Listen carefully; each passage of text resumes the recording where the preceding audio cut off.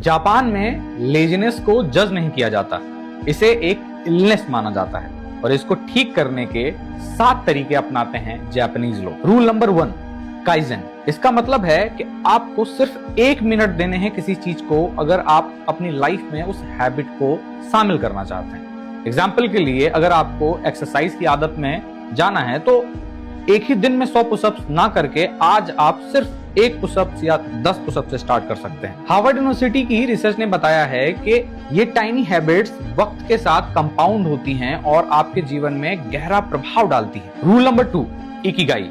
ये किताब भी है, बहुत सारे लोगों ने पढ़ी होगी। इसका मतलब होता है पर्पस या रीजन टू लिव।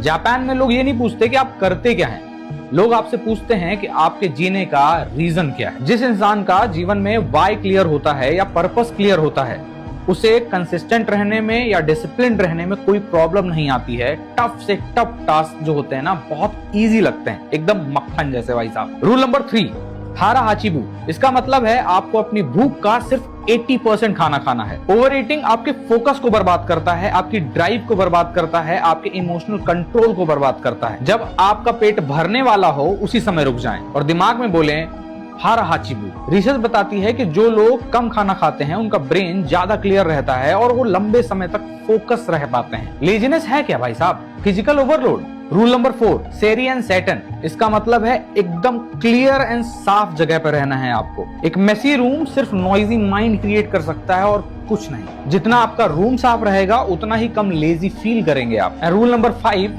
किंटसुगी माइंडसेट। बड़ा अजीब सा नाम है भाई साहब। लेजीनेस के पीछे एक और कारण है, फियर ऑफ फेलियर। ज्यादातर लोग हारने के डर की वजह से आलस में फंसे रहते हैं। गलतियां जो होती हैं वो जीवन का पार्ट हैं। साइकोलॉजी बताती है कि अगर आप चीजों को कंप्लीट करना स्टार्ट करते हैं, भले ही इम्परफेक्टली, तो एक मोमेंटम क्रिएट हो जाता है। तो आप ना शुरू करो, इससे अच्छा है कि इम्परफेक्ट तरीके से किसी टास्क को कंप्लीट किया जाए, बाद में चीजें सही होती जाएंगी वक्त के साथ। Rule number 6, Pomodoro. That means कि 25 मिनट तक फोकस्ड वर्क करिए, उसके बाद 5 मिनट का रेस्ट लीजिए। अब ये रेस्ट वेस्टेड नहीं होना चाहिए कि फोन स्क्रॉल करना है। आप ब्रीदिंग कर सकते हो, कोई म्यूजिकल इंस्ट्रूमेंट सुन सकते हो या प्रैक्टिस कर सकते हो, या कोई स्पिरिचुअल बुक पढ़ सकते हो।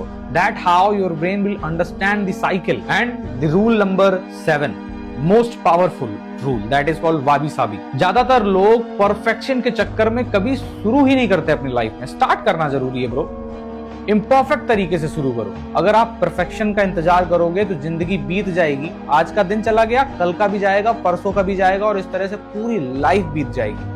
कभी परफेक्ट टाइम नहीं होता है। तुम शुरू करो, वक्त के साथ चीजें सुधरती चली जाएंगी। इसी वजह से क्या होता है, ज्यादातर जो हाईली